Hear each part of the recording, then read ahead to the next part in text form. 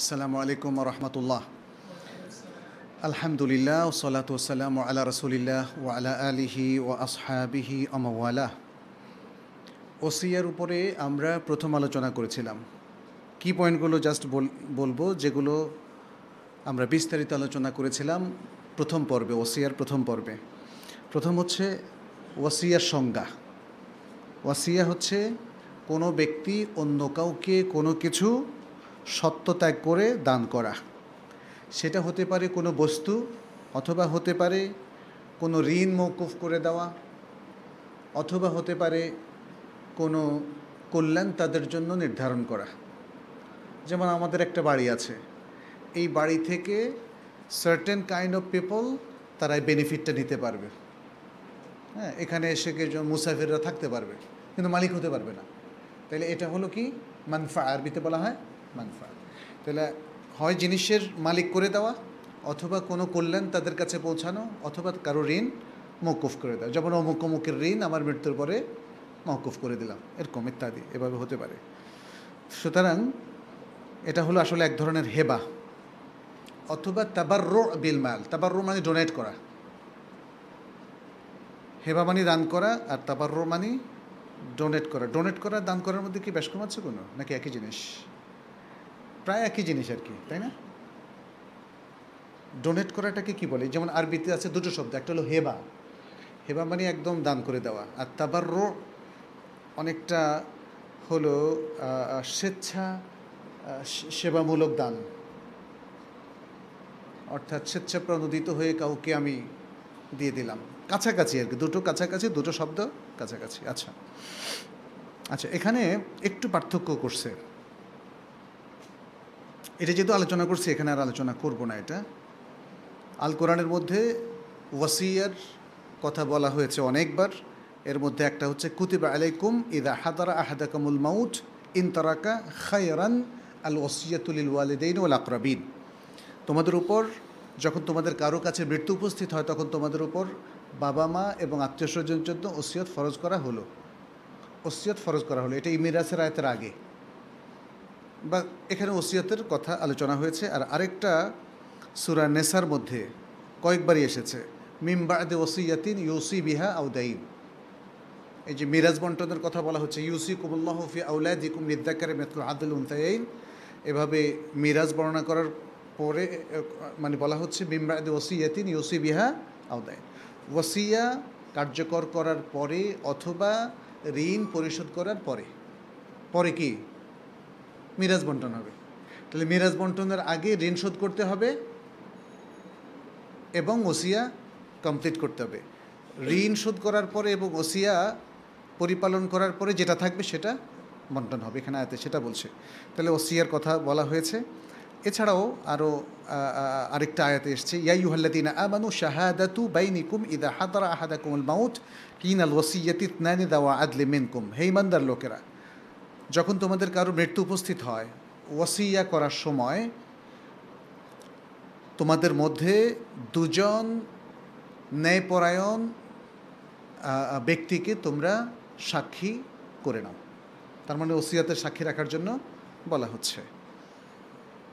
রাসূল সাল্লাল্লাহু আলাইহি সাল্লামের হাদিস, বাংলায় কারো জানা আছে হাদিসটা? বলেছিলাম তো আমি কথা। হাদিসটা হচ্ছে,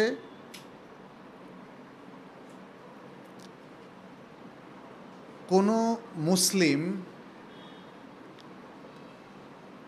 মুসলিমের জন্য এটা শোভনীয় নয় যে সে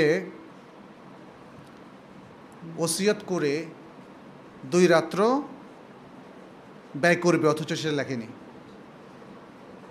তার মানে হচ্ছে ওসিয়ত করে সেটা লিখে ফেলতে হবে। এবং এটা কিন্তু এখানে বয়সের কথা বলেনি, যে বুড়ো হলে তারপরে। আমাদের মৃত্যুর প্রস্তুতি শুরু হয় বুড়ো হলে। এখানে আসলে সবসময় মৃত্যুর জন্য প্রস্তুত থাকতে বলা হয়েছে। এবং এটা সহিহ বুখারী মুসলিমের হাদিস, যে মা হাক্কু ইমরিইন মুসলিমিন লাহু শাইউন ইউসি ফিহি ইয়াবিতু লাইলাতান ইল্লা ওয়া ওসিয়াতু মাকতুবা ইনদাহু। এবং এই হাদিসটা শোনার পরে ইবনে উমর রাদিয়াল্লাহু তাআলা আনহু তিনি বলেছেন, মা মাররাত আলাইয়া লাইলাতুন মুনযু সামি'তু রাসূলুল্লাহ সাল্লাল্লাহু আলাইহি ওয়াসাল্লাম ইয়াকুলু যালিকা ইল্লা ওয়া ইনদি ওসিয়াতি। যে এই হাদিসটা শোনার পর থেকে আমার উপর একটা রাতও অতিবাহিত হয়নি এমত অবস্থায় যে ওসিয়া আমার কাছে লিখিত নাই। তার মানে প্রতি রাত্রে ওসিয়া নিয়ে উনি শয়ন করতেন ইত্যাদি। আচ্ছা, ওসিয়ার তাহলে এই অনুমোদনটা আমরা পেলাম। ওসিয়া বেশ কয়েক প্রকার আছে, এটা নিয়েও আমরা আলোচনা করেছি। সেটা হচ্ছে আল ওসিয়াল ওয়াজিবা, ওয়াজিব ওসিয়াত, ওয়াজিব ওসিয়াত। তারপরে হলো আল ওসিয়া আল মুস্তাহাব্বা, মুস্তাহাব ওসিয়া। ওয়াজিব ওসিয়া হচ্ছে যখন কেউ ওসিয়াত করে তার ওসিয়াতটা শুদ্ধ হয়, তখন যাদেরকে সে ওসিয়াত করেছে তাদের উপর ওয়াজিব হচ্ছে এই ওসিয়াতকে তানফিদ করা বা কার্যকর করা। মুস্তাহাব ওসিয়া এটা হচ্ছে যখন ওসিয়তকারীর সম্পদ কম হয় এবং তার ওয়ারিসরা মোহতাজ হয়, তার ওয়ারিসরা মোহতাজ হয়, তখন ওসিয়ত না করাটাই উত্তম। যদি করে সেটা মুস্তাহাব পর্যায়ের, হ্যাঁ, যদি করে সেটা মুস্তাহাব পর্যায়ের। আর ওয়াজিব ওসিয়তের ক্ষেত্রে আরেকটা উদাহরণ দেওয়া হয়েছে এখানে। যেমন আমার কাছে কেউ পাওনাদার আছে, এখন মৃত্যুর সময় আমার উপর ওয়াজিব হচ্ছে ওয়ারিসদেরকে সেটা জানিয়ে যাওয়া এবং ওসিয়ত করা যে আমার সম্পত্তি যেখানে যেখানে দূরে আছে এই মুহূর্তে আমি দিতে পারছি না, বাট তোমরা সবগুলোকে একসাথ করে আগে আমার ঋণটা শোধ করবা। তাহলে ওসিয়তকারীর পক্ষ থেকে বা ওসিয়তকারীর উপরে এই ওসিয়ত করাটা ওয়াজিব। আর ওসিয়ত কার্যকর করার ব্যাপারে প্রথম আমরা যেটা বলেছি সেটা হচ্ছে ওসিয়ত কার্যকর করার ব্যাপারে। যেমন বাবা মৃত্যুর আগে ওসিয়ত করে গেছে, সে ওসিয়তটা শুদ্ধ হলে সেটা কার্যকর করা ওয়ারিসদের উপরে ওয়াজিব। তাইলে ওয়াজিব ওসিয়তের বেশ কয়েকটা উদাহরণ আছে, বেশ কয়েকটা পর্যায় আছে। আচ্ছা, এরপরে আল ওসিয়াল মুহাররামা, ওসিয়াল মুহাররামা অর্থাৎ হারাম ওসিয়ত। কোনো ব্যক্তির মৃত্যুর সময় কিছু ওসিয়ত করতে যায় কিন্তু শরিয়া বলে যে না, করতে পারবা না, এটা হারাম। এর উদাহরণ কি বলেন তো? হ্যাঁ, হারাম ওসিয়ত, হ্যাঁ এটাও হতে পারে একটা উদাহরণ। তবে মাজারে মানত করার জন্য যদি তিনি বলে যান যে আমার মৃত্যুর পর তোমরা মাজারে মানত করো, এটা হারাম, এটা ঠিক বলছেন। কিন্তু এটা হচ্ছে তার সম্পত্তির ক্ষেত্রে আমরা বলতেছি, অন্যটা না। তার সম্পত্তির ক্ষেত্রে কোন ওসিয়তটা হারাম, 1/3 অতিরিক্ত, 1/3 অতিরিক্ত ওসিয়ত করা হারাম। তবে যদি ওয়ারিসরা অনুমতি দেয়। আরেকটা ওসিয়ত হারাম আছে। জি না, 40 তো সম্পদের সাথে রিলেটেড না। আরেকটা হলো ওয়ারিসদের জন্য ওসিয়ত, ওয়ারিসদের জন্য ওসিয়ত করা, না কম বেশি না, ওয়ারিসদের জন্য ওসিয়ত করা। কারণ কি, ওয়ারিসদের তো একটা সুনির্দিষ্ট অংশই আছে, শরীয়ত ঠিক করে দিয়েছে না, এখন আপনি আরও বেশি তাকে দিতে যাচ্ছেন, তার মানে আল্লাহর ভাগটা উপর আপনার কিছু অবজেকশন আছে, ফলে এটা করা যাবে না। আমাদের তো এখন দেখেছি সবারই অবজেকশন আল্লাহর দেওয়া, তাই না? মেয়ে সন্তানকে সব দিয়ে যেতে চায়, এটা আল্লাহর বন্টনের উপর কিন্তু অবজেকশন, এটা ডেঞ্জারাস। আপনার মেয়েকে দিয়ে শেষ রক্ষা কি হবে? মেয়েও কি যাবে না দুনিয়া থেকে? আল্লাহু আকবার, মানে কি অদ্ভুত একটা। আসল কথা হচ্ছে আমাদের তারবিয়াতে ত্রুটি, এডুকেশনের ত্রুটি। আমরা আল্লাহর নির্দেশ মান্য করার উপর এডুকেটেড হই নাই। যে শিক্ষাগুলো খুবই অল্প শিক্ষা, সামান্য হারামের লোভ সামলাতে পারছি না। কি শিক্ষা মুসলমানদের, কি অদ্ভুত প্রত্যেকটা ক্ষেত্রে। মানে দেখবেন যে সব শুধু ভায়োলেশন ভায়োলেশন ভায়োলেশন, সীমালঙ্ঘন। আর আরেকটা হলো ওসিয়াতে মুবাহা। এই পর্যন্ত এসে আমার যতটুকু মনে হয় আমরা শেষ করেছি। মুবাহ ওসিয়ত অর্থাৎ যেটা ওয়াজিব না, যেটা মুস্তাহাব না এবং যেটা হারাম না, এর বাইরের যে কোনো ওসিয়ত মুবাহ, পারমিটেড, জায়েজ আর কি। আচ্ছা,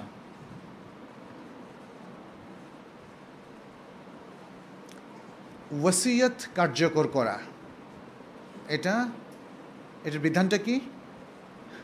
আমরা বলেছি ওসিয়তটা ঠিক হলে, সঠিকভাবে ওসিয়ত করা হলে ওসিয়ত কার্যকর করা ওয়াজিব, ব্যাস এটা মনে রাখতে হবে। আর ওসিয়তটা যদি ঠিক না হয় তাহলে কার্যকর করা, যদি ওসিয়তটা ভুল হয়, হারাম পন্থায় হয়, তাহলে ওসিয়ত কার্যকর করা হারাম। যেমন ছেলে, বড় ছেলে এসে বলল, বাবা বলেছে এই মূল বাড়িটা আমাকে নিতে ওসিয়ত করে গেছে, তাই না? আমার আত্মীয় স্বজনের মধ্যে এরকম দেখছি, আল্লাহু আকবার। পরে গন্ডগোল লেগে যায়। তো আবার আরেকজনের কথা দেখলাম, বলছে যে বাবা বলেছে এই বাড়িটা আমার এবং আমার আরেক ভাইয়ের, আর এটা আমি আমার পীর সাহেবেরকে বলছি, পীর সাহেব বলছে না এটা ঠিক, এ ওসিয়ত মানতেই হবে, ওয়াজিব। আসলে পীর সাহেব বলার কোনো দরকার নেই, তার আগেই ওসিয়তটা কি হারাম, কারণ ওয়ারিসের জন্য কোনো ওসিয়ত করা যাবে না। এই জন্য আমরা বারবার বলেছি, ওসিয়ত যদি শুদ্ধ হয় তাহলে শুদ্ধ ওসিয়তটাকে তানফিদ করা বা কার্যকর করা ওয়াজিব, আর অশুদ্ধ হারাম ওসিয়তকে তানফিদ করা হারাম। এটা জাস্ট আমাদের মনে রাখতে হবে। ওসিয়ত কখন কার্যকর হবে? ওসিয়ত কখন কার্যকর হবে? জি, আফটার ডেথ তো বটেই, কিন্তু আফটার ডেথ তো অনেকগুলো কাজ আছে। দাফন আছে, ঋণ পরিশোধ আছে, মিরাজ বন্টন আছে, ওসিয়ত আছে। তো এই 4টা কাজের মধ্যে ওসিয়ত কোন কোন কাজের আগে বা পরে? মিরাজ বন্টনের আগে, দাফন কাফনের পরে এবং ঋণ পরিশোধের পরে, বাস এটা মনে রাখবেন। কিন্তু আমার তো মনে হয় আজকাল ছেলেমেয়েরা বাবার আসলে কী ঋণ আছে খবর নাই, তাই না? অনেক ক্ষেত্রে এটা একদম মানে কমন হয়ে গেছে, বাইচে থাকতে বন্টন চায় তারা। তাহলে দেখেন কতগুলো ভায়োলেশন এখন, খেয়াল করেছেন? আমরা বলি কিন্তু বুঝাইতে পারি না।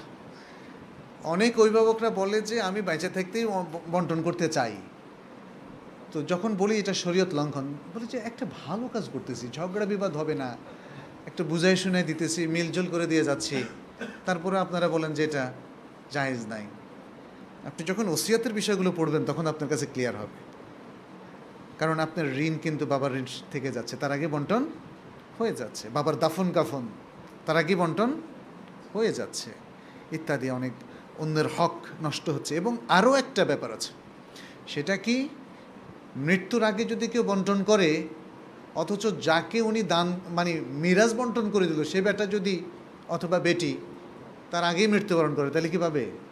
তখন আবার বন্টন করো।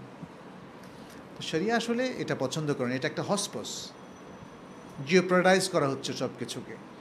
ফলে আসলে মানে শরিয়ত এটা চায় না, শরিয়া সবসময় সুশৃঙ্খল।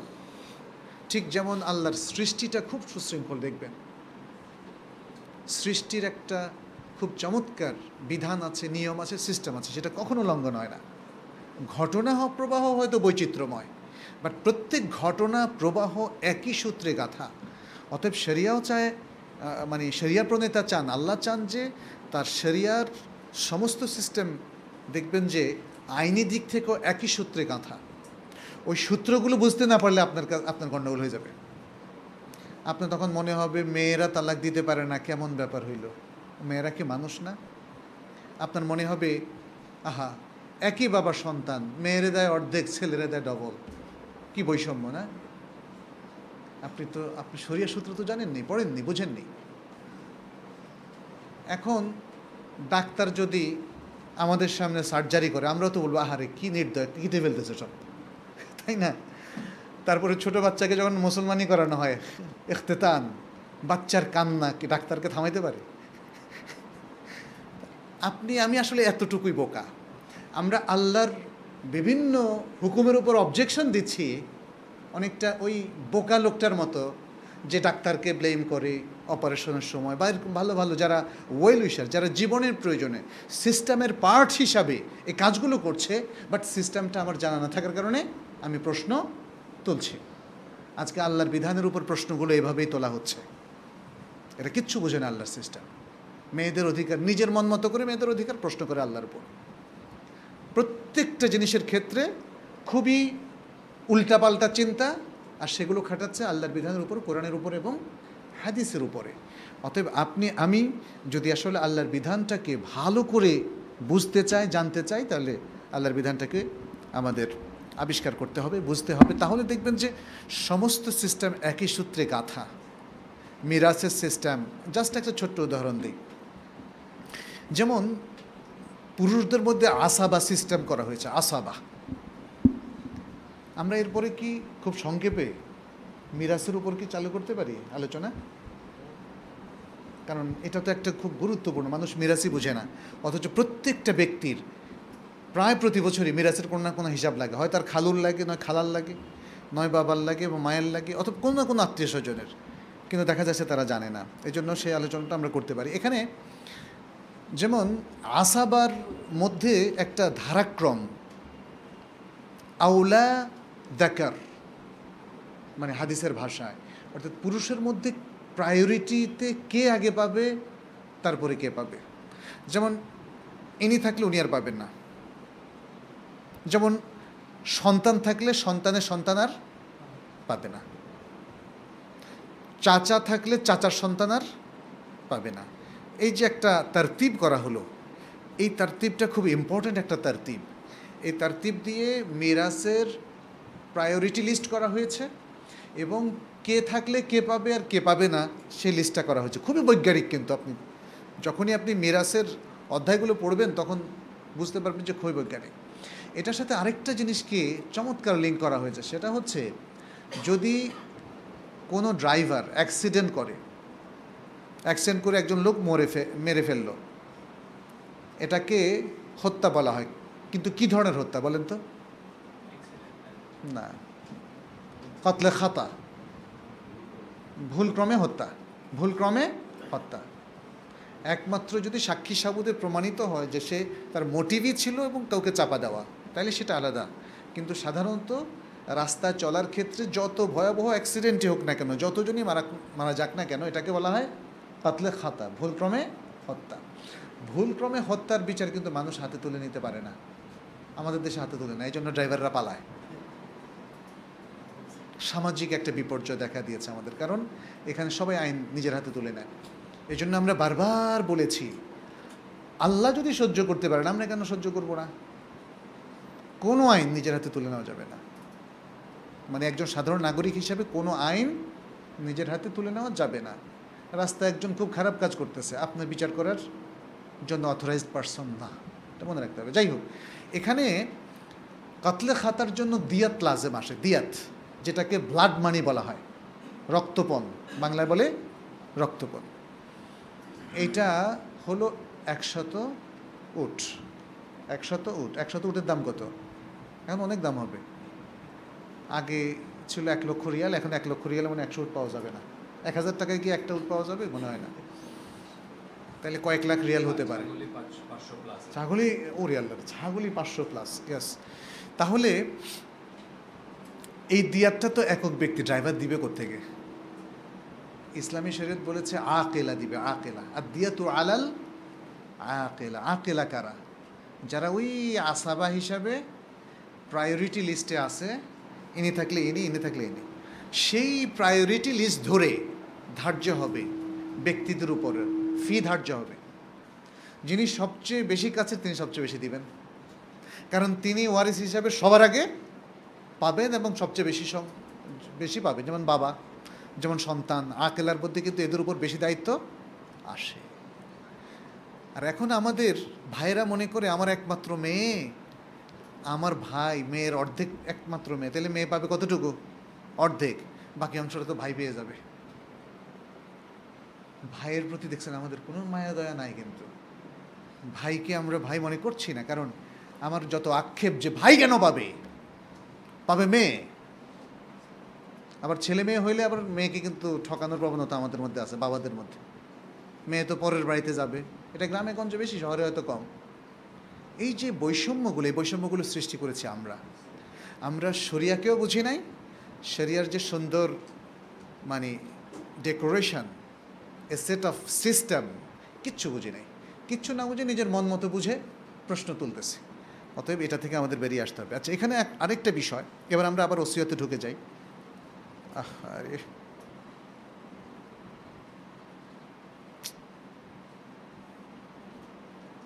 আচ্ছা, সেটা হচ্ছে আল ইদরার বিল ওসিয়া। কেউ যদি ওসিয়াত করার সময় ইচ্ছা হচ্ছে ওয়ারিসদেরকে ক্ষতিগ্রস্ত করা, কারণ ওয়ারিসদের সাথে আমার গণ্ডগোল আছে, ওয়ারিস যে সবসময় আপনার ছেলে মেয়ে হবে এমন তো জরুরি না, ছেলে মেয়েই নাই। এখন কে পাবে? হয় ভাই পাবে, নয় চাচা পাবে।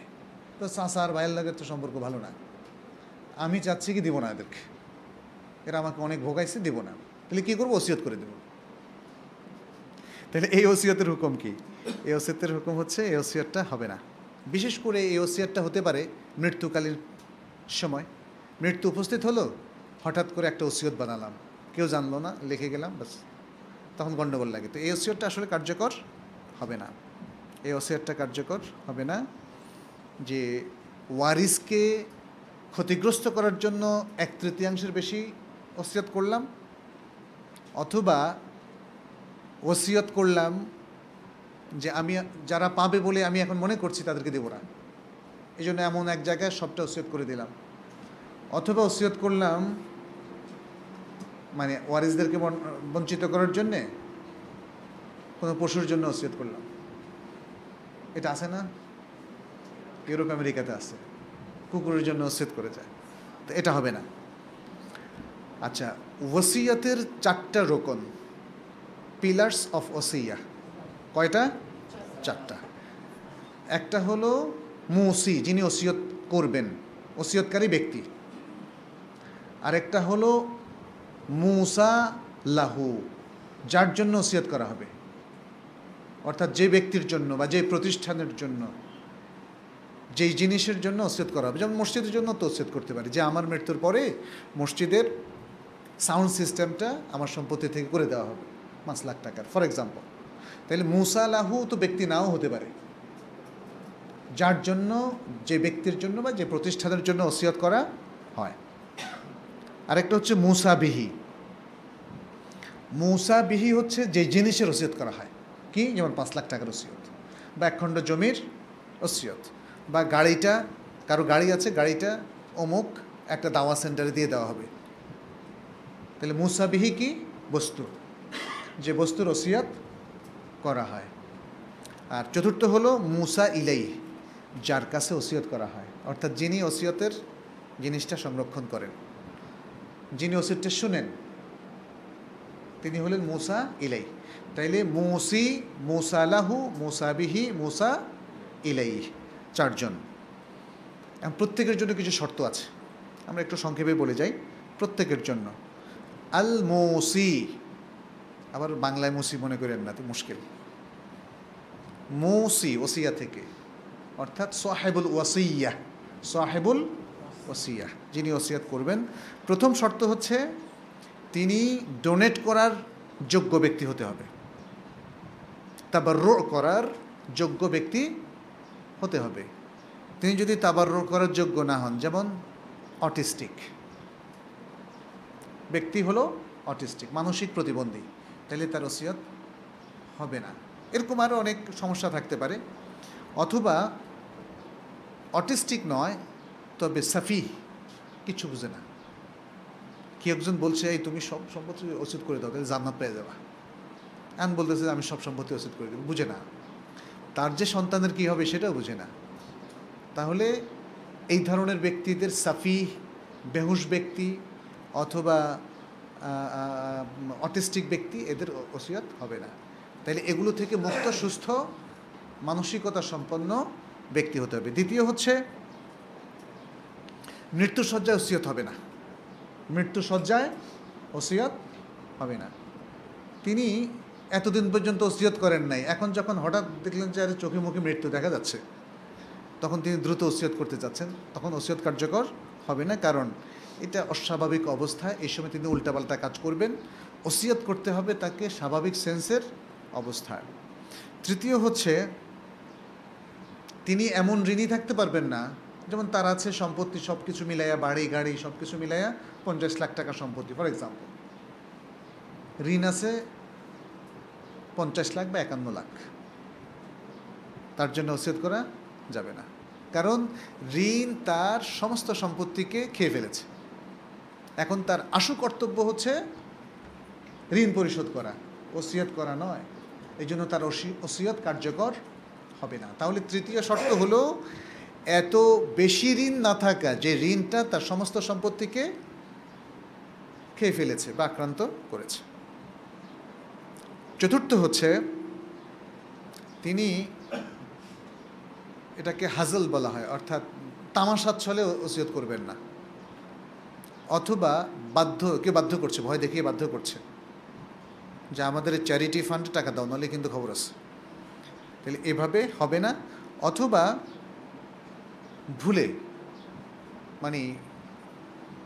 ভুলে যদি কোনো ওসিয়ত করে ফেলেন, অথচ তিনি ওসিয়ত করার ইচ্ছা পোষণ করেনি, তাহলে ভুলটা তো কার্যকর হবে না। 4 নম্বর। 5 নম্বর হচ্ছে তার ওসিয়ত করার জন্য স্পষ্টভাষী তাকে হতে হবে। এখন ওসিয়ত করার সময় হঠাৎ তার জিহ্বা আটকে গেছে, আর কথা বের হয় না, এই ব্যক্তি যদি হঠাৎ এভাবে স্টাক হয়ে যায় তাহলে তার ওসিয়ত হবে না, সুস্থ হওয়া পর্যন্ত অপেক্ষা করতে হবে। এখানে কিছু এক্সেপশন আছে। যদি এমন হয় যে না, সে অনেক আগেই বাকশক্তি হারিয়েছে, তবে সে লিখতে পারে, ইশারা দিয়ে বোঝাতে পারে, তাহলে ওই ব্যক্তির লেখা অথবা ইশারা দিয়ে বোঝালে ওসিয়ত শুদ্ধ, কারণ এটা অনেক আগে তার বাকশক্তি নষ্ট হয়েছে, এখন এটা শতসিদ্ধ যে তার বাকশক্তি নেই, কথা বলতে পারেন না। কিন্তু গতকাল রাত্রে পর্যন্ত কথা বললেন যে সকালে আমি ওসিয়ত করব, আর সকালে উঠে দেখে যে আর কথা নাই, তাহলে তাকে সুস্থ হওয়া পর্যন্ত অপেক্ষা করতে হবে। আচ্ছা, অথবা যদি তিনি এতটা অসুস্থ হয়ে থাকেন যে অসুস্থতার কারণে কথা বলতে পারছেন না, এটাকে বলা হয় মারাদুন মুজমেনুন, যেমন স্ট্রোকের রোগীরা, তাই না, তার মেমোরি হারিয়ে যায়, এখন কথাও বলতে পারেন না, মেমোরিও ঠিক নাই, তাহলে তার ওসিয়ত শুদ্ধ হবে না। আচ্ছা, তবে এখানে মনে রাখতে হবে বোবা লোক, সে তো বাকশক্তিহীন একজন ব্যক্তি, তার ওসিয়ত শুদ্ধ কিনা, কি মনে হয়? শুদ্ধ। আহসান্ত, তার ওসিয়ত শুদ্ধ, কারণ সে তো এমনি শুরু থেকে বোবা, অতএব সে যে কোনো পন্থায় বোঝাতে পারতে সক্ষম, তাহলে তার ওসিয়ত শুদ্ধ। আর বোকা ব্যক্তি, অর্থাৎ যার বুঝে আসে কম, যে খুব চিন্তা ভাবনা করে কাজ করতে পারে না, এই ধরনের লোককে সাফিহ বলা হয়। অথবা যে খুব উইক বা দুর্বল চিন্তা শক্তির অধিকারী, দাইফুল আকল বলা হয়। অথবা যে ছোট নাবালেগ কিন্তু ডিস্টিংগুইশ করতে পারে, ভালো মন্দ বুঝতে পারে। বিশুদ্ধ মত হচ্ছে এই ধরনের 3 প্রকার লোকের ওসিয়ত শুদ্ধ, যদি এতে কোনো পক্ষের কোনো ক্ষতি না হয়। এই ক্ষতি না হওয়ার শর্তে, সবার উপকার নিশ্চিত হওয়ার শর্তে এই 3 প্রকার লোকদের ওসিয়ত জায়েজ হবে। আচ্ছা, এবারে হচ্ছে মুসালাহু। এখন তো যিনি ওসিয়ত করেছেন তার শর্তগুলো গেল, এখন যার জন্য ওসিয়ত করা হবে তার শর্ত।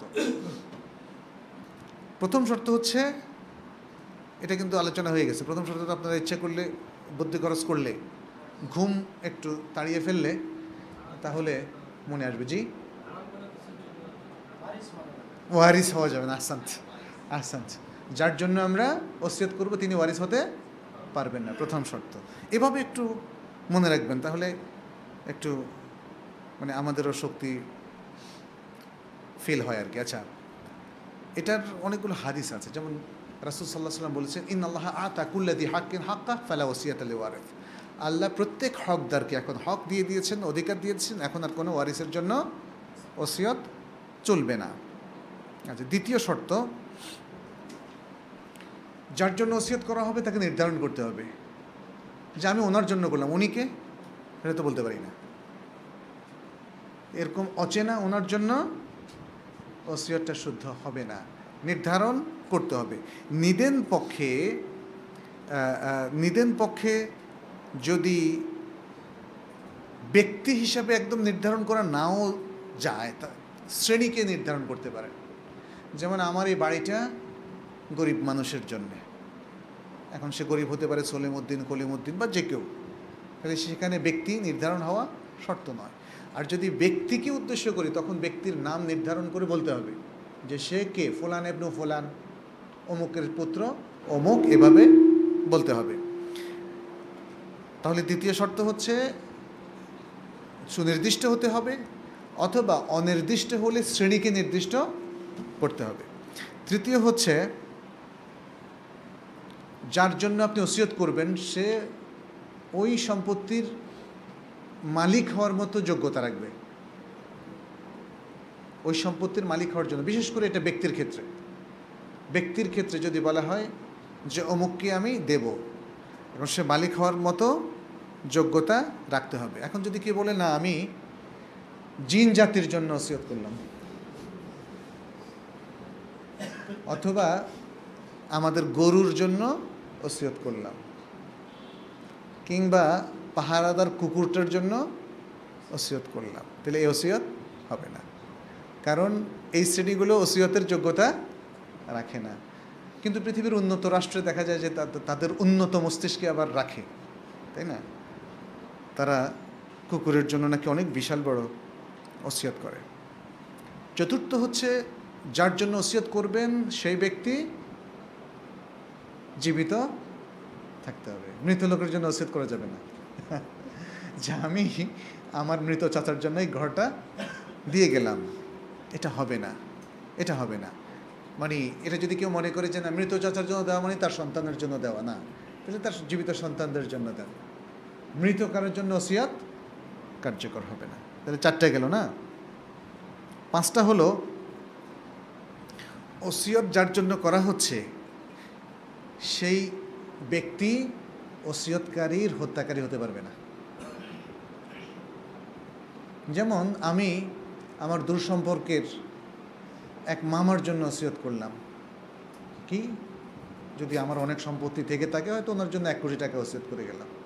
মামা দেখছে এই বেচারা তো বেশি দিন থাকলে আমার লস, তাই না? তাহলে 1 কোটি টাকা পাইতে তো অনেক সময় লাগবে। তিনি চালাকি করে হত্যার ষড়যন্ত্র করলেন, হত্যা করে ফেললেন। হত্যার কারণে কি হলো বলেন তো? ওসিয়তটা বাতিল হয়ে গেল। এটা দলিল আছে হাদিসে, মান তাআজ্জালা শাইআন ক্বাবলা আওয়ানিহি উকিবা বিহুরবানিহি, অথবা মান ইস্তাআজালা শাইআন ক্বাবলা আওয়ানিহি উকিবা বিহিরমানিহি। যে ব্যক্তি কোনো সময় আসার আগেই ওই কাজটা করে ফেললো, যেমন মৃত্যুর সময় আসার আগের অর্থ হচ্ছে মানুষ মৃত্যুকে মানুষের মৃত্যুর কারণ ঘটানো, এটা আর কি। আল্লাহ স্বাভাবিক প্রক্রিয়ায় কারোর মৃত্যু যেভাবে লিখে রেখেছেন সেটাকে অস্বাভাবিক প্রক্রিয়া সাধন করা। আসলে তো মৃত্যু তো তার সময়ে আসে, তাই না? ওয়াসিলা হতে পারে স্বাভাবিক মৃত্যু, অথবা হতে পারে কেউ তাকে হত্যা করলো। কিন্তু কাউকে হত্যা করা, এই হাদিস বলছে এটা মৃত্যু ঘটানোর অস্বাভাবিক প্রক্রিয়া, এবং ব্যক্তি হয়তো অস্থির হয়ে গেছে যে লোককে মেরে ফেলতে হবে, সে আল্লাহর দেয়া তাকদিরের উপরে তাওয়াক্কুল না করে নিজেই সেটা ঘটালো। তাহলে শরীয়ত বলছে এরকম যে যত কাণ্ড ঘটায় তাকে, শরিয়ার নির্দেশ হচ্ছে সেই বিষয় থেকে তাকে মাহরুম করা, এটা শরিয়ার মূলনীতি। অতএব যে ব্যক্তির জন্য ওসিয়ত করা হলো সেই ব্যক্তি যদি ওসিয়তকারীকে হত্যা করে বসে, তাহলে ওসিয়তটা বাতিল, এবং এই ওসিয়তের থেকে সে চিরতরে বঞ্চিত হবে, এটা শরিয়া বলছে। অবশ্যই মৃত্যুটা অবশ্যই প্রমাণ সাপেক্ষ হতে হবে, যে সে ব্যক্তি ওসিয়তকারীকে যে হত্যা করেছে এই হত্যাকাণ্ডটা তদন্ত সাপেক্ষে সাব্যস্ত হতে হবে। তা না হলে তো অন্যরা বলবে যে না উনি হত্যা করেছেন, বা চাপায় দিয়া ওসিয়তটাকে বাতিল করে আবার নিজেদের সম্পত্তি বাড়ায় নিতে পারে। অনেক কাণ্ডই ঘটতে পারে এই সমাজের মধ্যে। আচ্ছা, 6 নম্বর হচ্ছে, যার জন্য ওসিয়ত করা হয়েছে তিনি যদি ব্যক্তি হন, তাহলে তিনি সেই ওসিয়তকে কবুল করতে হবে। উনি যদি বলেন না আমি কবুল করব না, তাহলে ওসিয়তটা কার্যকর হবে না এবং কার্যকর করাও যাবে না। আচ্ছা, তাহলে এটা হলো মুসা লাহু। এরপরে হচ্ছে মুসা বিহি। মুসা বিহি কি বলেছি? সম্পত্তি, যে সম্পত্তিটা ওসিয়ত হিসাবে করা হয়, যেই সম্পত্তি আমার মৃত্যুর পরে দেয়া হবে, এটা হলো মুসা বিহি। মুসা বিহির মধ্যে কয়েকটা শর্ত আছে। একটা শর্ত হচ্ছে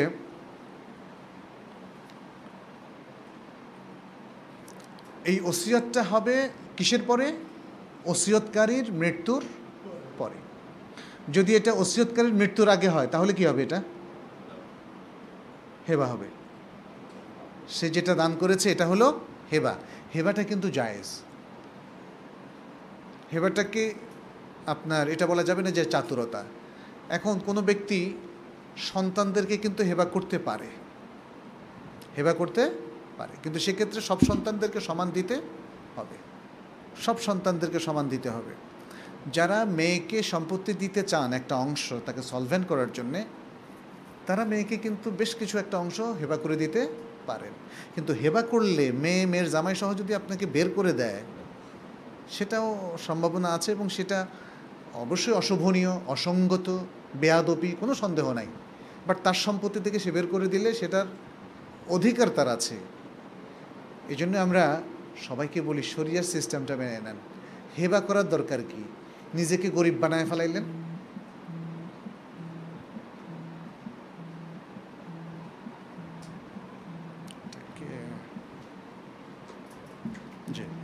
নিজেকে আপনি দরিদ্র বানিয়ে ফেললেন, এটা ঘটেছে। আমাদের কিছু বন্ধুবান্ধবের মধ্যে দেখলাম বাবা অস্থির হয়ে গেছে, সব সম্পদ সন্তানের মধ্যে ভাগ করে দিলেন।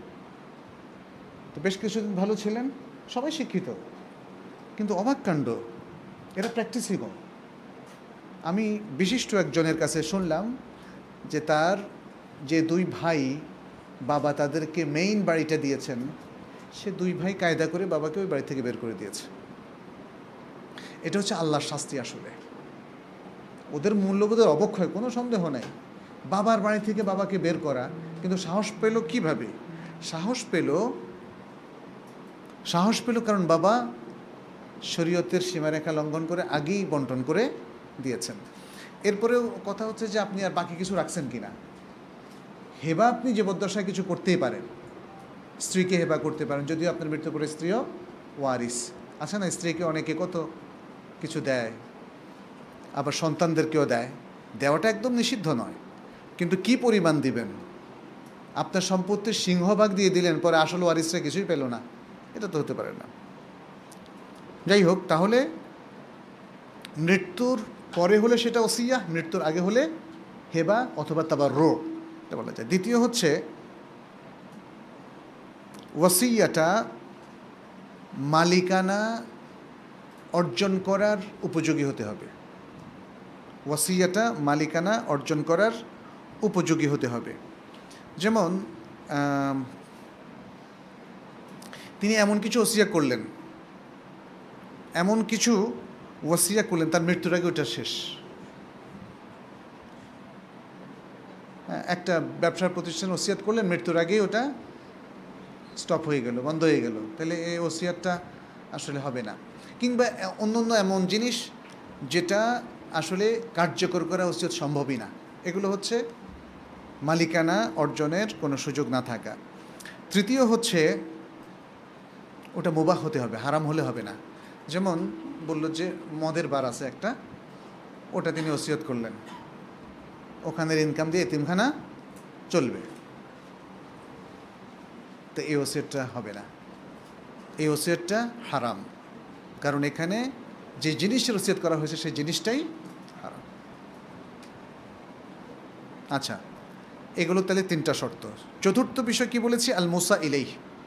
আল মুসা ইলাইহ হচ্ছে আন্না এবং আনিল মুসি, যিনি ওসিয়তকারীর পক্ষ থেকে নায়েব হবেন, ওসিয়তকারীর প্রতিনিধি, যার কাছে তিনি ওসিয়তটা লিপিবদ্ধ করে আমানত হিসাবে রেখে গেলেন, যে ভাই তোমার কাছে বা বোন তোমার কাছে আমি রেখে গেলাম, আমার মৃত্যুর পরে এটা সবাইকে জানায় দিবা। যদিও মৃত্যুর আগে ওসিয়ত জানানো সবাইকে জায়েজ আছে, কিন্তু কাউকে না কাউকে মেইন দায়িত্ব দিতে হবে। তিনি হচ্ছেন নায়েব, আর তাকে বলা হয় আল মুসা ইলাইহ। আল মুসা ইলাইহ, ওসিয়ত যার কাছে সমর্পণ করা হয়, ওসিয়তটা লিখিত প্যাটার্ন যার কাছে সমর্পণ করা হয়, তার কয়েকটা শর্ত আছে। 1 নম্বর শর্ত হচ্ছে তিনি মুকাল্লাফ হতে হবেন, শরীয়তে দায়িত্বশীল পর্যায়ের লোক হতে হবে। শরীয়তে দায়িত্বশীল পর্যায়ের লোক কি? আকেল এবং বালেগ, অর্থাৎ ফিজিক্যালি ম্যাচিউরড, এবং আকেল মানে হচ্ছে বুদ্ধি ঠিক আছে, আকলটা কাজ করে, মানসিক প্রতিবন্ধী নয় বা বোকা নয় বা বুঝে না এমন নয়। দ্বিতীয় নম্বর হচ্ছে আর রুশদ মানে প্রজ্ঞা থাকা, অর্থাৎ তাসাররুফ কিভাবে করতে হবে, কিভাবে একটা জিনিস সুন্দর করে সমাধা করতে হবে, সে প্রজ্ঞাটা তার থাকতে হবে। সে প্রজ্ঞা না থাকলে তার কাছে ওসিয়ত দেওয়া যাবে না।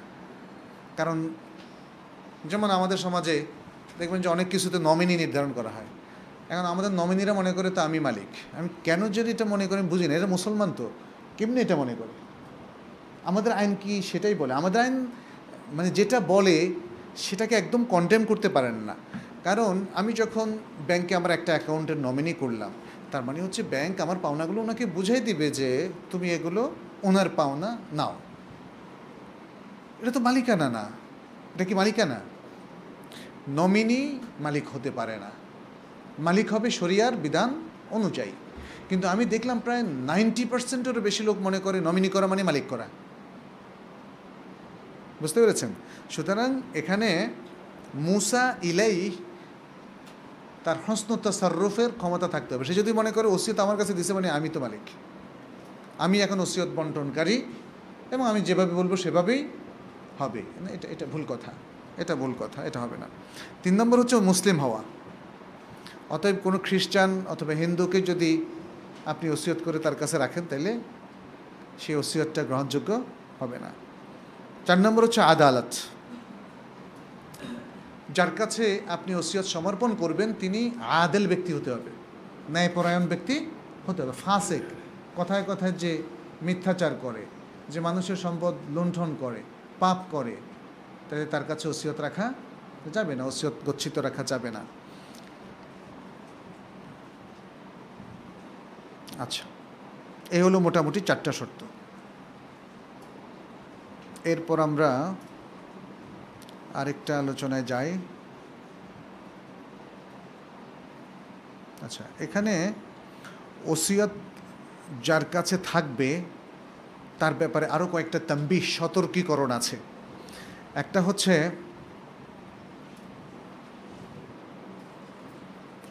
মুসা ইলাইহ, যার কাছে ওসিয়তটা সমর্পণ করা হলো তার তাসাররুফটা ওই আঙ্গিকে হবে যেটা মুসি বা ওসিয়তকারী নির্ধারণ করে দিয়ে গেছে। উনি যেভাবে বলেছেন সেভাবেই তাসাররুফ করতে হবে, এর বাইরে গিয়ে তার ইচ্ছামতো তাসাররুফ করলে হবে না। আচ্ছা, দ্বিতীয় হচ্ছে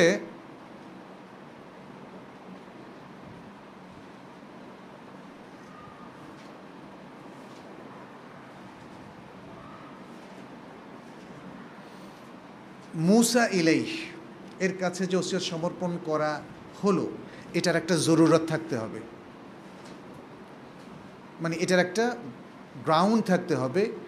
জরুরত থাকলেই তার কাছে সমর্পণ করবেন, অন্যথায় না। এটার উদাহরণ এভাবে দেওয়া হয়েছে যে আন্নাল মাইয়াতা লাম ইউসিহি বিশাইইন লাকিন হুয়াল্লাযী তাওয়াল্লা।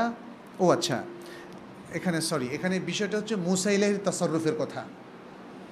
মুসা ইলাই মৃত্যুর পরে যখন তাসাররুফ করবেন সে তাসাররুফের জরুরত থাকতে হবে, তিনি ইচ্ছামতো তাসাররুফ করলে হবে না। যেমন মৃত ব্যক্তি তাকে কিছুই বলেনি, এই সম্পত্তি আমি ওসিয়ত করলাম এই লোকের জন্য, কিভাবে কি তাসাররুফ করে কিছুই বলেনি, সে জায়গায় ওই ব্যক্তি তাসাররুফ করতে পারবে জরুরত অনুযায়ী। জরুরত ছাড়া ইচ্ছামতো তাসাররুফ করলে হবে না, এখানে এই পয়েন্টটা। আচ্ছা, তৃতীয় হচ্ছে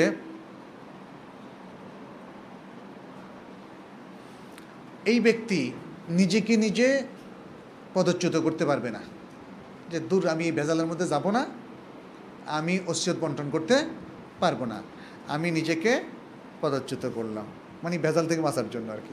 তো এইটা করা যাবে না। বিশেষ করে এইটা করলে যদি যাদের জন্য ওসিয়ত করা হয়েছে তারা ক্ষতিগ্রস্ত হয় তাহলে এইভাবে করা যাবে না। তাহলে এই 3টা সতর্কীকরণ হচ্ছে তার তাসাররুফের ক্ষেত্রে মেনে চলতে হবে। মুসা ইলাইকে, যার কাছে ওসিয়তটা রাখা হয়েছে, তাকে তাসাররুফের ক্ষেত্রে 3টা পয়েন্ট মেনে চলতে হবে।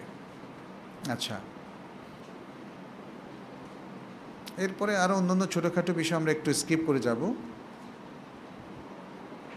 এখন ওসিয়ত সাব্যস্ত করার জন্য কি কি দলিল প্রয়োজন, ওসিয়ত সাব্যস্ত করার জন্য কি কি দলিল প্রয়োজন সেটার উপর আলোচনা করব। প্রথম হচ্ছে ওসিয়ত সাব্যস্ত করার জন্য প্রথম দলিল হচ্ছে লিখে গিয়েছেন, ওসিয়তটা লিখিত অবস্থায় রাখা, তাহলে এটা একটা প্রমাণ হিসাবে গণ্য হবে। এর দলিল হলো ওই হাদিসটা, ইল্লা ওয়া ওসিয়াতুহু মাকতুবাতুন ইনদাহু, ওসিয়তটা তার শিয়রে, তার কাছে লিখিত থাকতে হবে। আচ্ছা,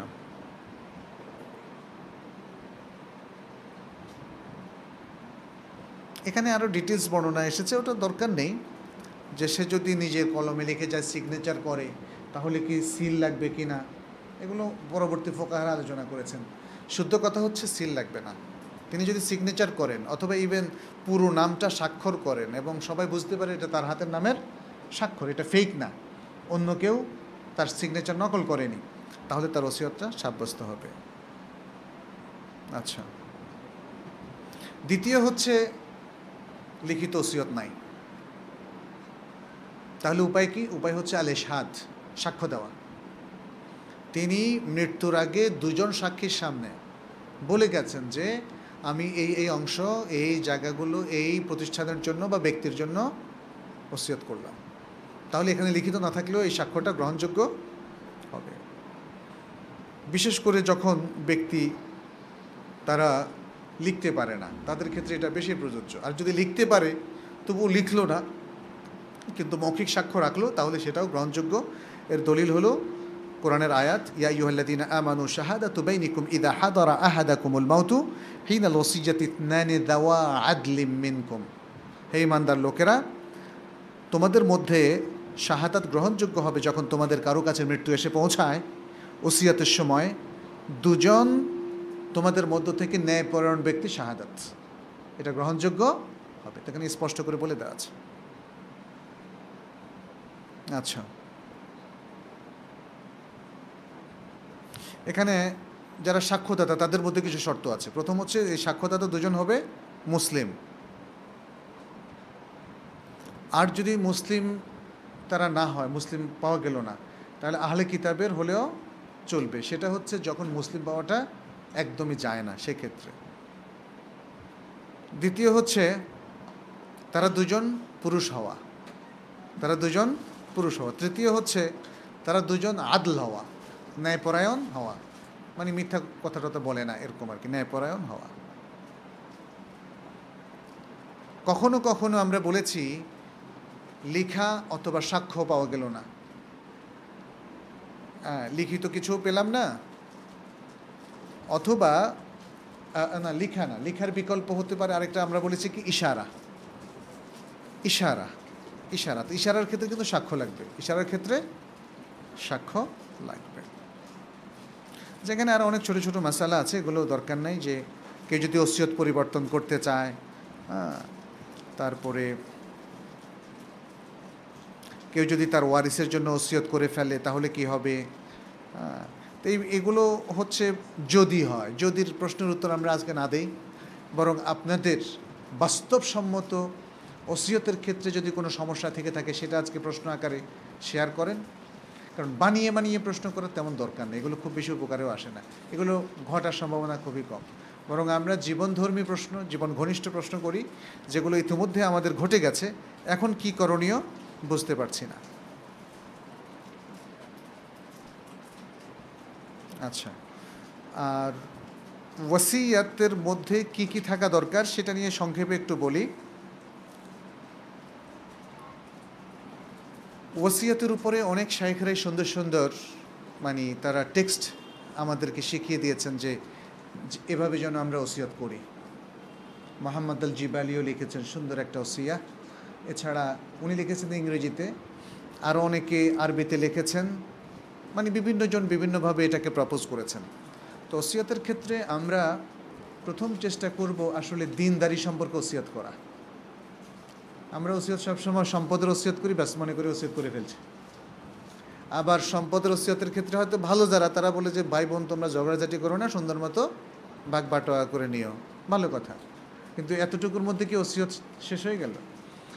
দিন এটা আমরা ঠিকই আজকে যে ওসিয়ত নিয়ে আলোচনা করলাম এটা সম্পত্তির ওসিয়ত নিয়ে, বাট এটার বাইরে আমরা ওসিয়ত করতে পারি। রাসূল সাল্লাল্লাহু আলাইহি ওয়াসাল্লাম তো দেখেন, অথবা সাহাবায়ে কেরাম অনেক সময় বলতেন ওসিকুম ওয়া নাফসি বিতাকওয়াল্লাহ, তোমাদেরকে এবং আমার নিজেকে আমি ওসিয়ত করছি আল্লাহর তাকওয়া অর্জনের জন্য, আল্লাহর তাকওয়া মেনটেন করার জন্য। অতএব আমরা যে ওসিয়তটা শিয়রে লিখে রাখবো সুস্থ অবস্থায়, সেটা খুব ভালো। এখনই জওয়ানরাও একটা ওসিয়ত করে ফেলেন না, অসুবিধা কি? কত জওয়ান আমাদের সামনে মারা যাচ্ছে না? আপনি আপনার প্ল্যান মাফিক, আমার প্ল্যান মাফিক তো কিছুই হবে না। কিছু কখন হঠাৎ করে মারা যান, তখন সবাই বিপদে পড়বে, অনেক সময় বিপদে পড়ে। ওসিয়তের নিয়ম হলো তাহলে প্রথমে তাকওয়ার ওসিয়ত করা, দিনদারির ওসিয়ত করা, যেমন 5 ওয়াক্ত সালাত যেন পড়ে, ফরজ ওয়াজিব যেন সবাই মেনটেন করে চলে।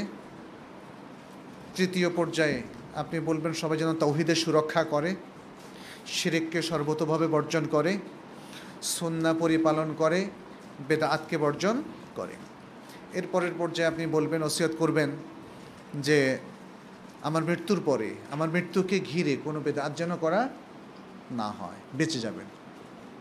এই যে এখন এই জওয়ান বয়সে লিখলেও বেঁচে যাবেন, কারণ মৃত্যুর পরে যদি আত্মীয় স্বজন চল্লিশা করে বা এরকম অনুষ্ঠানগুলো করে আর মৃত ব্যক্তি কোনো ওসিয়ত করলো না, তাহলে রেসপন্সিবিলিটি তার উপরও এসে পড়ে। আর যদি সে বলে যে না, তোমরা আমার মৃত্যুর পরে মানুষকে খাওয়ায়ও, চল্লিশা কইরো, তাইলে তো আর কথাই নেই, রক্ষাই নাই। এই জিনিসগুলো ক্লিয়ার করে যাওয়া। এরপরে তো আমরা বলেছি আপনার কিছু ওসিয়াত আছে মোস্তাহাব, করতে পারেন। আপনার সালাত কে পড়াবে বলতে পারেন, এটা বলাটা জরুরি নয়। হ্যাঁ, তারপর আপনার ঋণটা শোধ করার ব্যাপারে আপনি ফুল ইনফরমেশনগুলো দেওয়াটা কি বলেছি, এটা ওয়াজিব, এটা ওয়াজিব ওসিয়াতের মধ্যে পড়ে।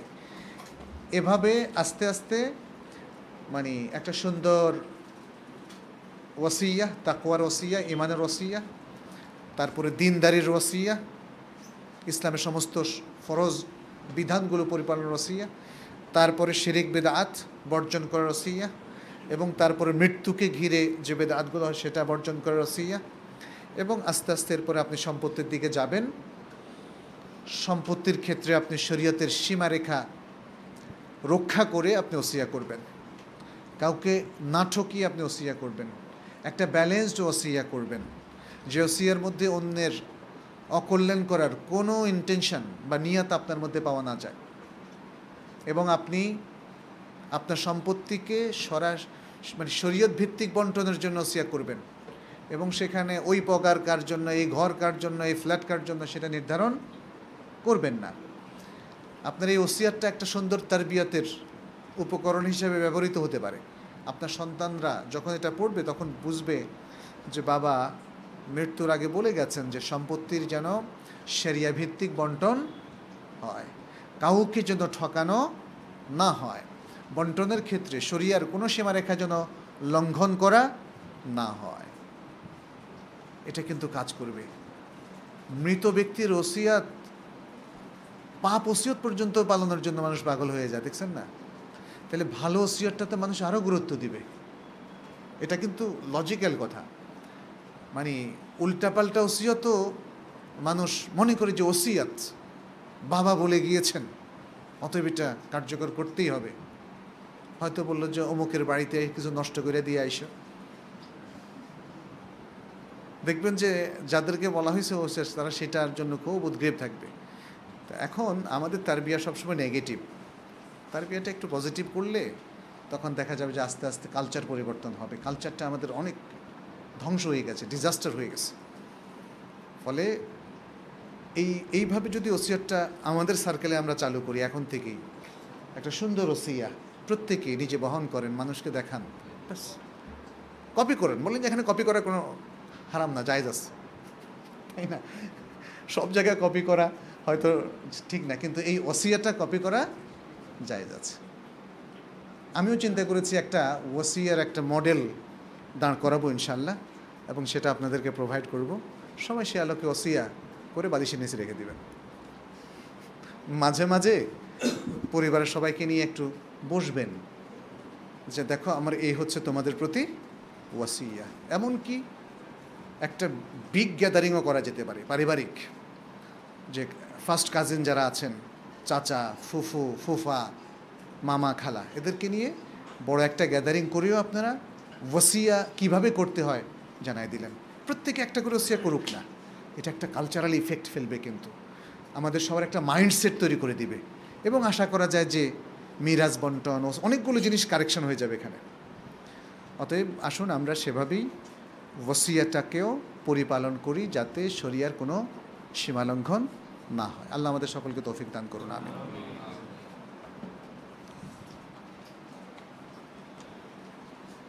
কথা বলে আইন করে কিন্তু আমাদের ইমানের দাবি অনুযায়ী আমরা প্রতিবাদ করতে পারি না।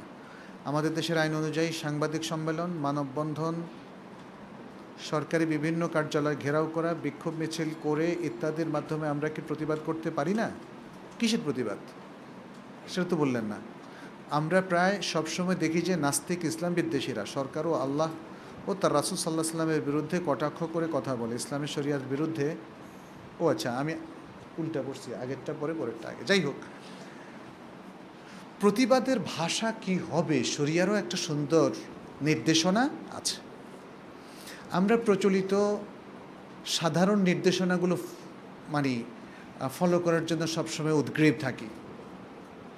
এটা হচ্ছে প্রচলিত কৃষ্টি কালচারের কাছে আমাদের পরাজয়।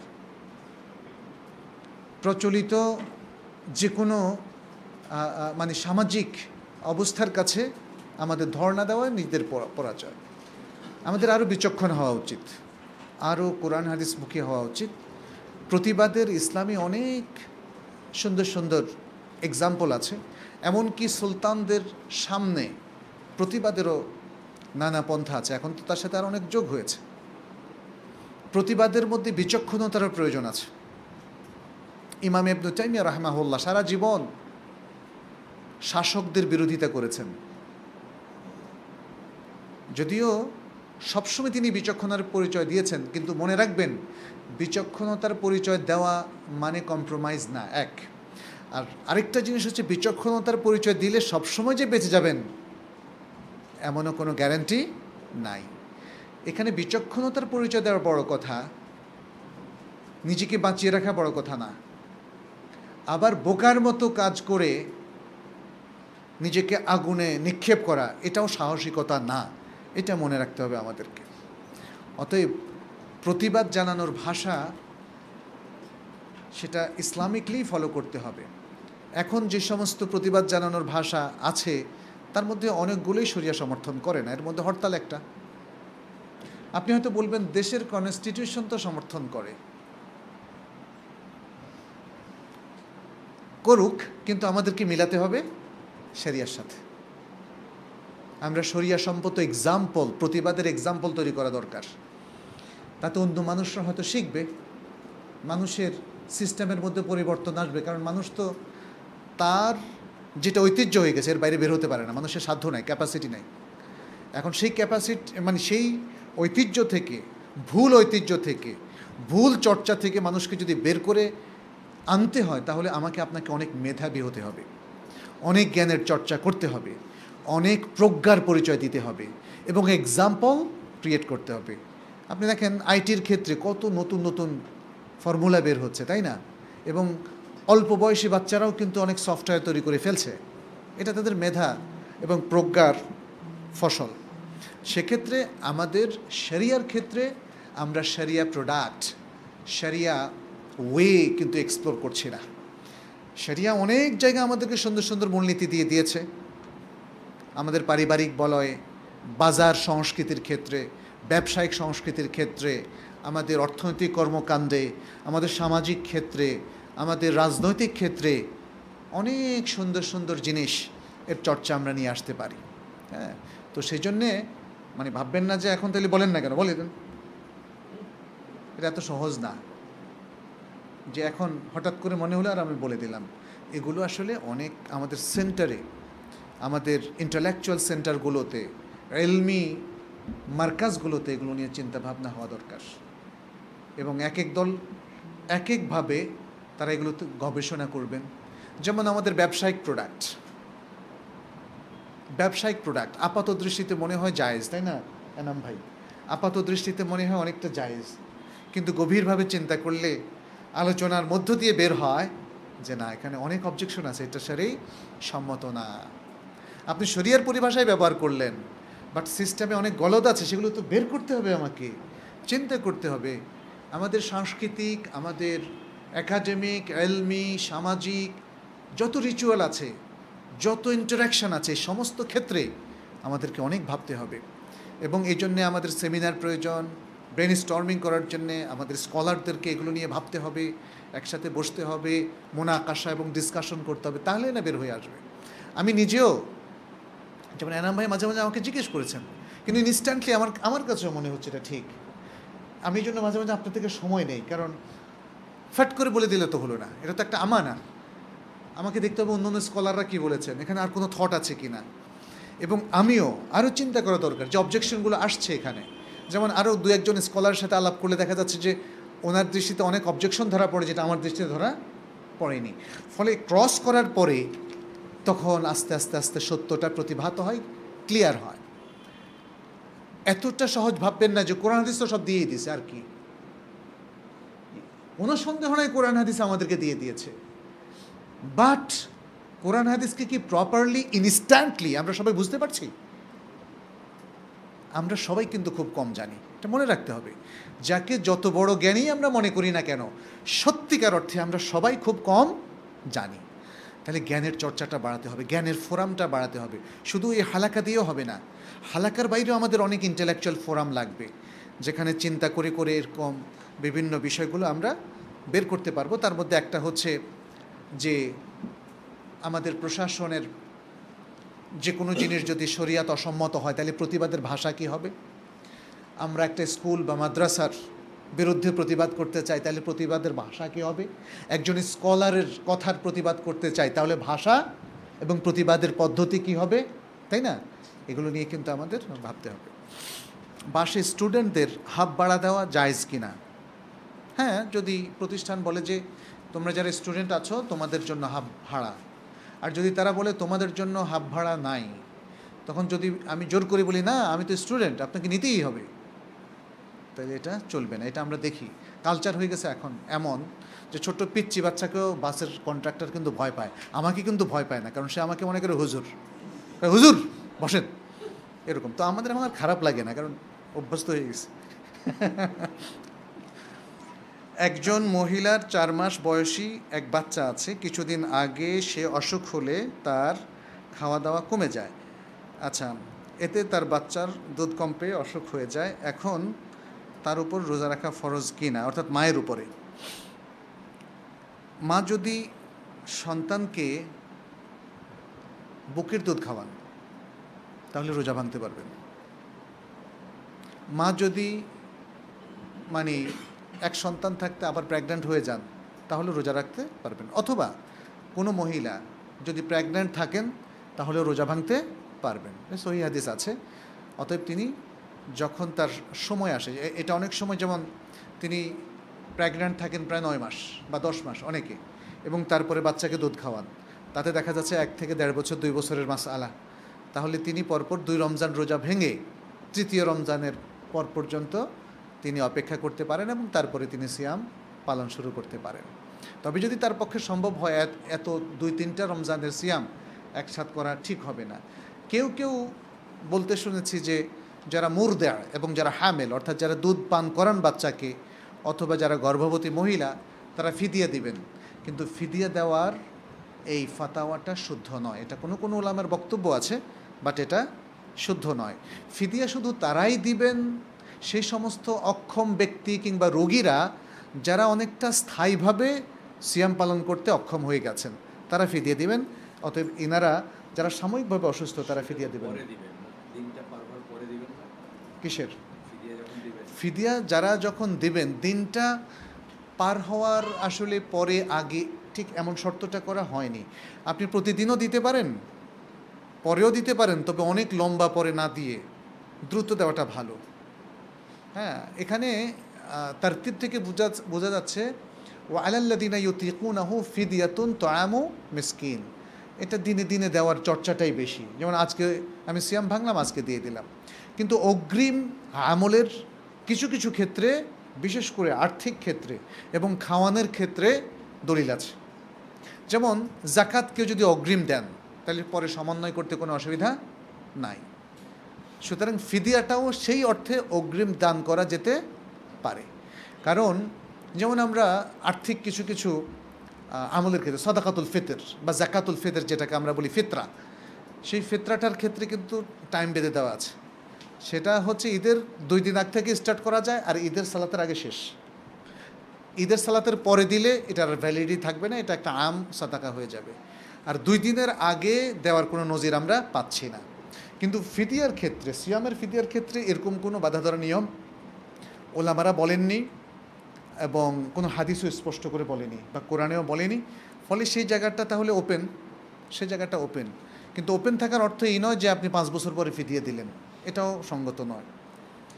বাবার আগে মেয়ে মারা গেলে সে মেয়ের সন্তানরা ওয়ারিস পাবে?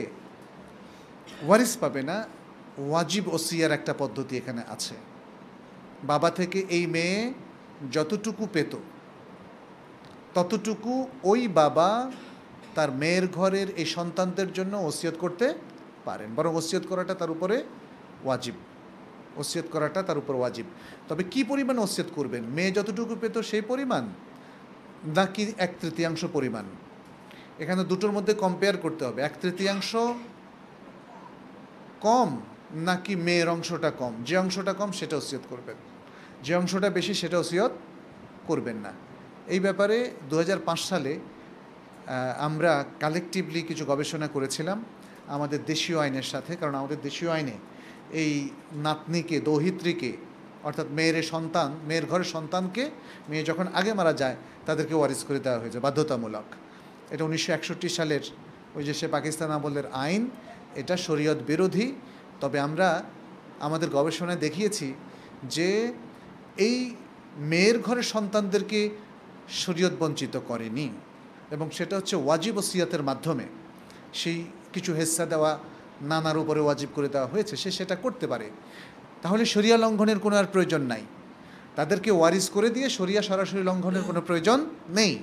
কারণ দরকার হচ্ছে মুসলিম সমাজে মেয়ের ঘরের সন্তানরা কিছু পাওয়া, সেটা তো শরিয়া ব্যবস্থাই করে দিয়েছে। এবং এই আইনটা কুয়েতে, জর্ডানে, মিশরে বলবৎ আছে, আরও বেশ কয়েকটা মুসলিম দেশে বলবৎ আছে। আমাদের দেশে বলবৎ হতে কোনো অসুবিধা নেই যদি জ্ঞানী লোকদের পরামর্শ নিয়ে এই সমস্ত আইনগুলো করা হয়। আমাদের আবাদি কোনো জমি বা অন্য কোনো সম্পদ নাই, শুধু থাকার জায়গা আছে। আমরা 2 ভাই 1 বোন, এ সম্পত্তিতে কি আমার বোন অংশ পাবে? বাবা মায়ের খবর কি? হ্যাঁ, আচ্ছা, অবশ্যই আছে, অবশ্যই আছে। এই সম্পত্তিটা যদি বাবা ছেড়ে রেখে যান এবং তারপরে আপনারা 3 ভাই বোন থাকেন, 2 ভাই 1 বোন, তাহলে এই সম্পত্তির মধ্যে বোনের অংশ আছে। তাহলে আপনি এওয়াজ বদল করেন। আপনারা 2 ভাই এটা রেখে দিতে চান, বোনকে হয় টাকা দিয়ে দেন, অথবা এওয়াজ বদলের এখানে সুযোগ নাই টাকা ছাড়া, কারণ যেহেতু আর কোনো সম্পত্তি নাই। তাহলে বোনকে টাকা দিয়ে দিতে পারেন। টাকা দিলে আর বোন হয়তো না করবে না, কারণ তার তো স্বামীর বাড়ি আছে, স্বামীর বাড়িতেই থাকবে। আমার পিতা এখনও জীবিত আছে, তিনি আমার নামে জমি কিনেছেন, কিন্তু আমার আরও 4 বোন আছে। আমার পিতার জন্য কাজটা কি করা ঠিক আছে? না হলে এখন করণীয় কি? উক্ত কাজে আমার বোনদের সম্মতি রয়েছে। আপনার অবস্থা কি সেটা তো বললেন, একজন বোন প্রশ্ন করেছেন। আপনি কি গরিব মানুষ যে কারণে অন্য বোনরা সম্মতি দিয়েছে? এগুলো আরও ক্লিয়ার করে লেখা উচিত। বোনরা কেন সম্মতি দিল, আর বাবা কেন আপনাকে খাতির করলো, অন্য বোনদেরকে দিল না, সেটা তো শরিয়ার একটা অবজেকশন আছেই। তারপরেও যারা বাবার সন্তান, বোন হোক আর ভাই হোক, তারা সকলে মিলে মিউচুয়াল আন্ডারস্ট্যান্ডিংয়ের মাধ্যমে যদি কোনো বোন বা ভাইকে স্পেশাল কোনো কিছু দিতে চায়, এটা শরীয়তে জায়েজ আছে।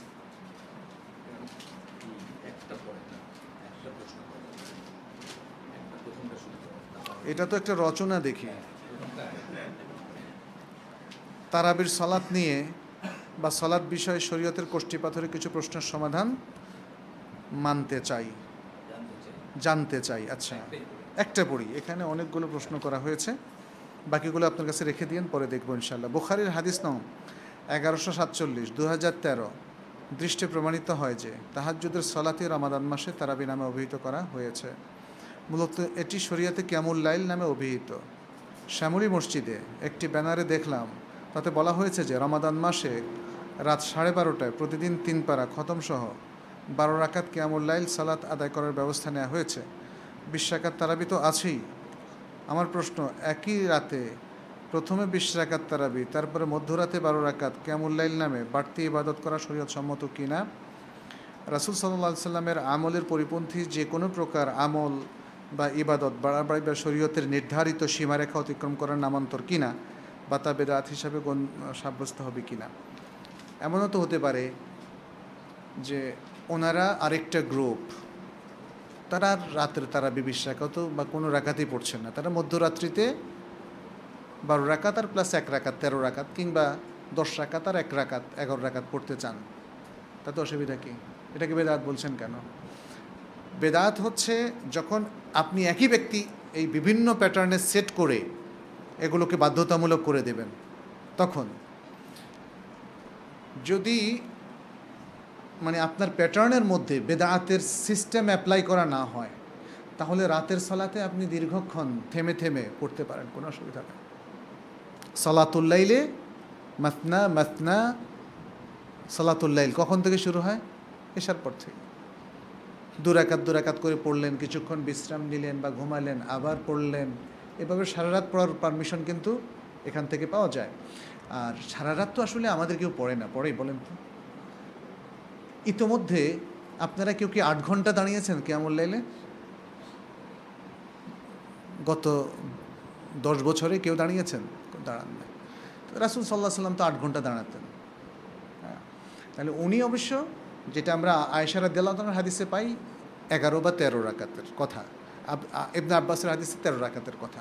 এখানে 13 রাকাতের মধ্যে অতিরিক্ত 2 রাকাত কিন্তু ফজরের এমন কোনো দলিল নাই, বুঝতে পারছেন? তাহলে এটা রাতের সালাতি। এবং আয়েশা রাদিয়াল্লাহু তাআলার হাদিসে আছে, বুখারীর একটা হাদিসে 13 রাকাত, এবং তারপরে ফজর আযান হলে 2 রাকাত হালকা নামাজ পড়তেন। ওটা হলো ফরজের আগে 2 রাকাত সুন্নাত। তাহলে বোঝা গেল 11-13 দুটোই পাওয়া যাচ্ছে। আর তিনি রেকমেন্ড করেছেন রাতের সালাত আসলে লং টাইম পড়া যেতে পারে।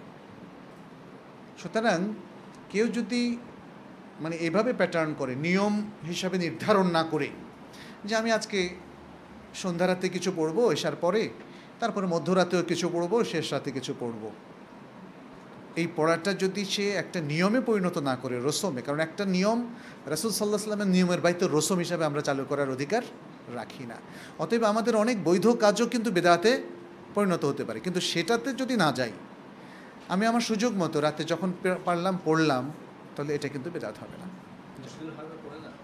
জি, আর মসজিদুল হারামে পড়ে মানে এটা এই প্যাটার্নে পড়ে যে আপনি, কেউ তো বাধ্য করছে সেখানে। আপনি শেষ রাতে পড়েন, সন্ধ্যা রাতে পড়লেন না, আমার জন্য স্কোপ তৈরি করা হলো। মধ্যরাতে পড়েন, আমি সন্ধ্যা রাতে পড়লাম না। আমাদের দেশে তো কনফিউজ করে ফেলছে মানুষকে, মধ্যরাত্রে পড়লে ওটা কিয়ামুল লাইল হবে না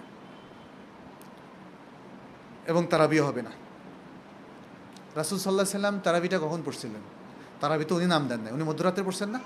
মধ্যরাতে পড়ছেন। এখন বলতেছে যে তারাবি পড়তে হলে এশার পরই পড়তে হবে। তারাবি পড়তে হলে কোথায় শর্ত আছে এশার পরই পড়তে হবে? এশার পরে তো পড়া জায়েজ আছে না? জায়েজ আছে। ব্যাস, জিনিসগুলোকে আমরা সহজ করি। একজন ভাইকে দেখলাম, আমি তাকে খুব পছন্দ করি কারণ তিনি ভালো কথাই বলেন, কিন্তু বললেন যে ফজরের 5 থেকে 10 মিনিট আগে খাবার বন্ধ করা বেদাত। মানে বেদাতের অ্যালার্জি আমাদেরকে এমন পেয়ে গেছে, আপনি বেদাতকে ঠিক মতো চিহ্নিত করতে পারছেন না, তো নিজের মন গড়াভাবে ব্যাখ্যা দিলে হবে না। আমি বুঝতে পেরেছি, বোঝাতে চেয়েছেন হয়তো বা আমাদের দেশে সাবধানতামূলক যে রেওয়াজটা চালু করা হয়েছে, যে শবে সাদেকের 4 বা 5 মিনিট আগে খাবার বন্ধ করতে হবে, এই যে একটা ইম্পোজ করা, এটাকে তিনি বেদাত বলতে চেয়েছেন মনে হয়। কিন্তু উনি যে ভাষায় বলেছেন, মানে বেদাত কখনো না করা হয় না, এটা মনে রাখবেন। বেদাত কখনো আমি করলাম না এটা বেদাত না, আমি করলাম এটা বেদাত। বুঝতে পারছেন? আমি এখন সোফায় বসে 10 রাকাত নামাজ পড়ে 1 লক্ষ মানে সওয়াবের আশা করলাম না, আমি তো এটা কেমনে বেদাত? করলাম না। তো মানে আমাদের চিন্তাভাবনা মনে হয় আরেকটু শানিত করতে হবে, তাই না?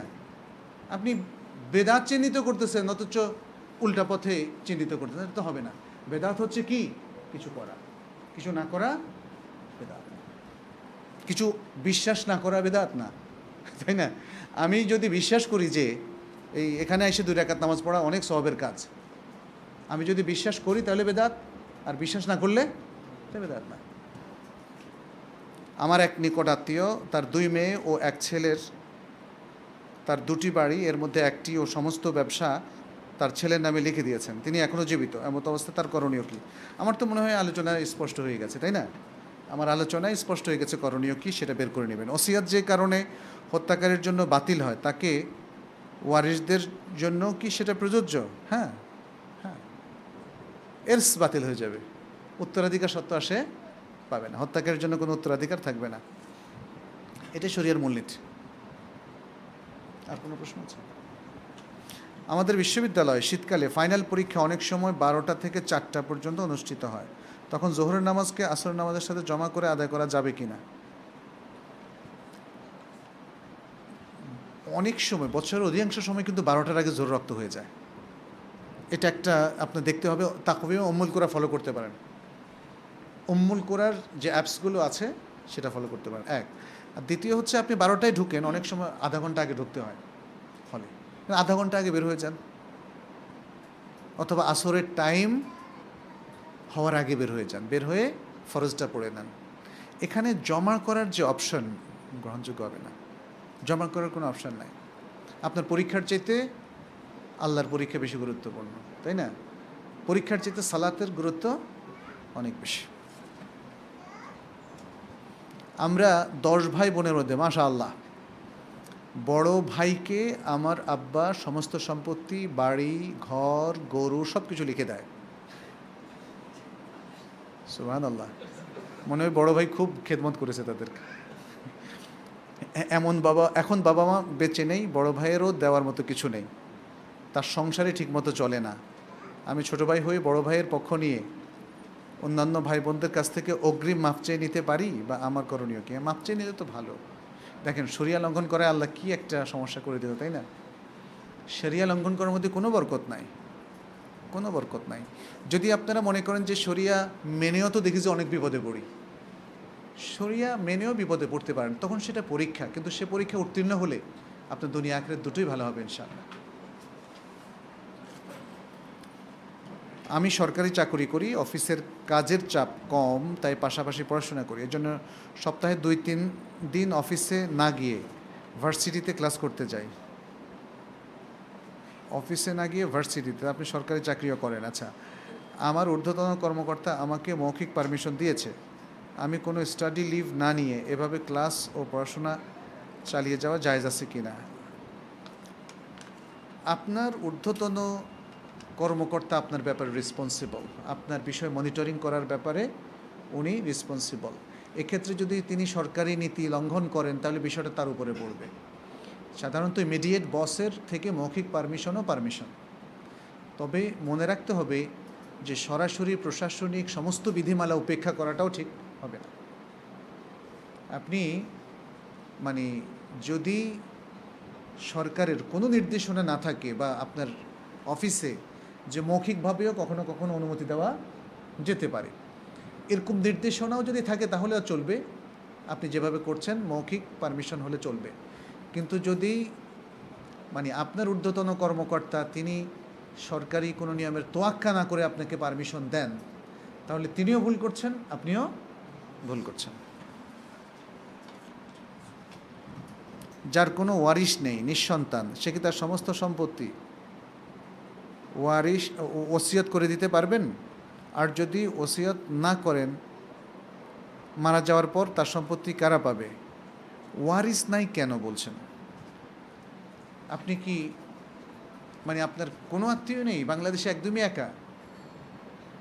এটা একটু ক্লিয়ার করতে হবে। ধরে নিলাম যে আপনি একা, আপনার কোনো ওয়ারিশ নাই, অর্থাৎ চাচা, খালা, মামু, নানা, ভাই, ভাতিজা, কাজিন কেউই নাই, আপনার কোনো পুরুষ আত্মীয় নাই, কোনো মানে কেউ নাই। তখন সেক্ষেত্রে